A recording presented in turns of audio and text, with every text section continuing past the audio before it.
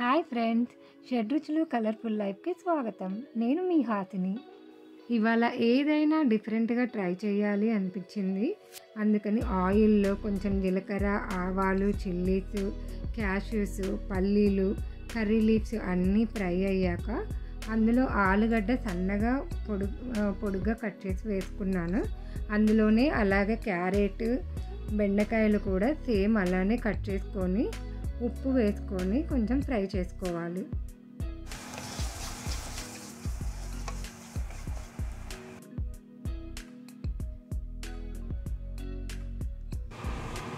దాన్ని తీసి కొంచెం పక్కకు పెట్టుకున్నాను. దాంట్లో చిల్లీ ఫ్లేక్స్, పెప్పర్ అండ్ పైన garnish with pumpkin seeds, chia seeds వేసుకుంటే మనకు సాలెడ్ రెడీ అయిపోయినట్టే. ఇంకా పక్కకి తీసుకున్న కొంచెం కర్రీలో అందులో అన్నం వేసేసుకొని దానిలో జీలకర్ర పొడి, ధనియాల పొడి వేసుకొని కొంచెం సేపు ఫ్రై చేసుకుంటే డిఫరెంట్ రైస్ రెడీ. సమ్మర్ కదా, మధ్యాహ్నం చాలా వేడిగా ఉంటుంది. అందుకని క్యాంటలూప్ కట్ చేసి ఇలా బాక్సులలో పెట్టాను. తర్వాత మా పిల్లలు జ్యూస్ కావాలి అని అడిగితే క్యాంటలూప్ మిల్క్ షేక్ అని అడిగారు. సో ఇందులో పాలు కానీ వాటర్ కానీ ఏదైనా గ్రైండ్ చేసుకుంటే రెండు రకాలు బాగానే ఉంది.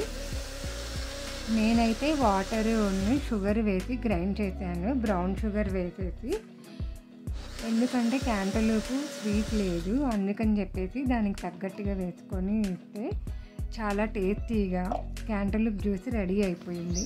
ఇది తాగాక కాసేపు బయట ఆడుకుంటా అంటే మా పాపతోటి కాసేపు అలా బయట ఆడుకొని వచ్చేసాము.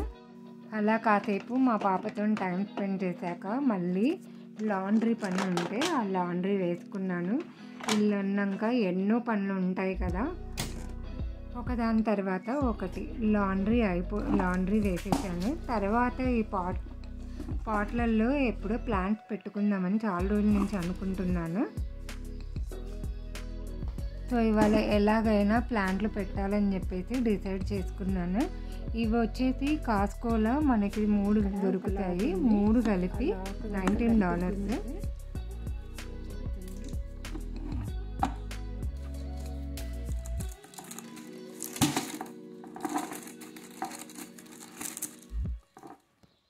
సరే, లాక్ గుంజితే బ్యాక్ సైడ్ ఇది ఉంది, ఇది ఓపెన్ అయిపోయింది. ఇంత హోల్ ఉంటుందని నేను ఎక్స్పెక్ట్ చేయలేదు యాక్చువల్గా. ఒకవేళ హోల్ ఉంటుంది అని తెలిస్తే కింద ఒక ప్లేట్ ఉంటుంది కదా, అది కొనేదాన్ని. సో ప్రస్తుతానికైతే మనీ ప్లాంటే పెడుతున్నా కాబట్టి అంత వాటర్ అవసరం ఉండదు. ఇప్పుడు పెట్టేసి తర్వాత ప్లేట్ కొంటాను.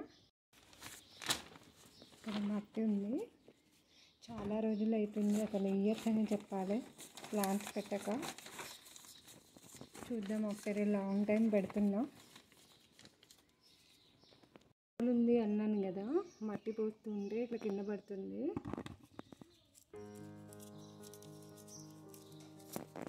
సో టెంపరీగా ఒక పేపర్ పెడుతున్నా. బ్యాక్ సైడ్ నుంచి మూవ్ చేసుకోవచ్చు ప్లేట్ కొన్నాక.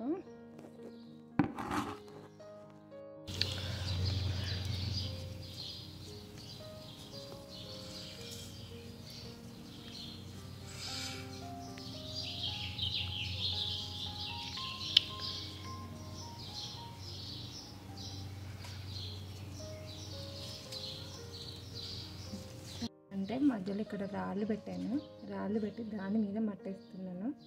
స్టోన్స్ పెట్టాను కాబట్టి కింద ప్లేట్ అవసరం లేదు. మొత్తానికైతే ప్లాంట్స్ ఇలా పెట్టాను. ఇంకా ఈ చిన్న ప్లాంట్ ఉంది, ఇది ఇంకొకసారి పెట్టాలి. ఇంకొక పాట్ చేయలేదు కదా, ఆ పాట్లో ఈ అలోవెరా జెల్ నెక్స్ట్ టైం పెట్టాలి. ఇందులో పుదీనా పెట్టాను. ఇంకొక పాట్ అయితే ఇలా పెట్టాను.